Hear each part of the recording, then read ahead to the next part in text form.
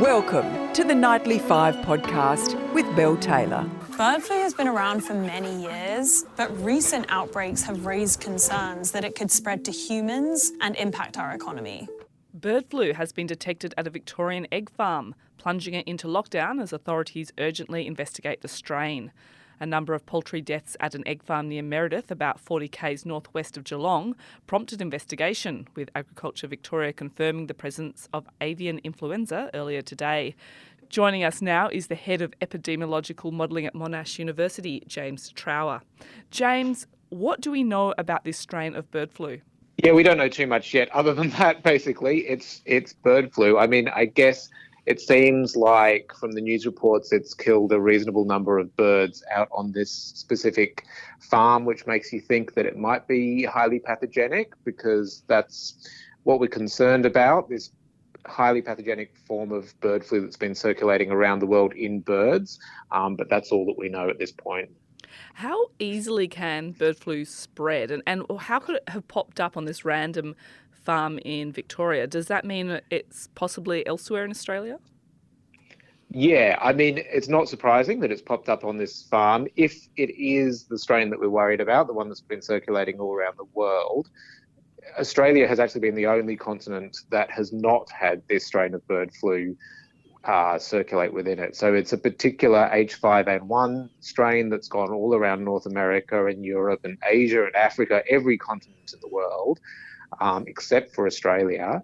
So if it's confirmed to be this particular strain, then I guess we've sort of seen that the inevitable has come to pass, that it has now been identified within our continent as well. What's the impact of this flu? Do the birds die? Are they no longer fit to produce eggs? Or why are we so concerned about this bird flu? Yeah, I mean, they die frequently. That's why it's called highly pathogenic. It's called highly pathogenic because it's really severe for birds, not because it's necessarily severe for humans. But when it circulates in birds, it causes a lot of death to the birds. That's a concern for wild birds. It's also a concern for farmed birds, for poultry that are being used for food, because obviously you have to sort of try to cut out the virus from circulating, and that's led to a lot of problems with livestock overseas. So I guess that's one of the main concerns at this point. We did hear in the clip there that there are growing concerns that it could jump to humans. Is that something that you find concerning? Yeah, I mean, it's absolutely concerning. I don't think the fact that it's been found in this particular farm in Australia means that we should be more concerned. But what's really concerning is that if it is that strain, we'll have to watch out for it in Australia.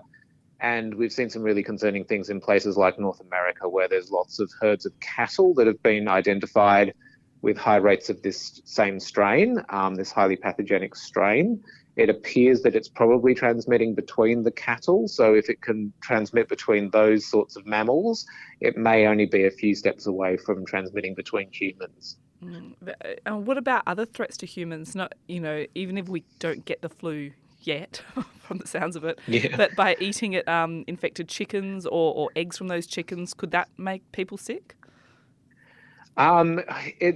It's unlikely, and certainly unlikely in Australia at this point. And I think the health authorities have been generally reassuring that all of the poultry products and the eggs from Australian farms are still safe to eat at this point. So I don't think we need to panic. I guess it's more of but it is, I mean, it has been a significant concern for agriculture in other parts of the world to make sure that this is controlled so that the birds stay healthy and also to minimise any theoretical risk to humans.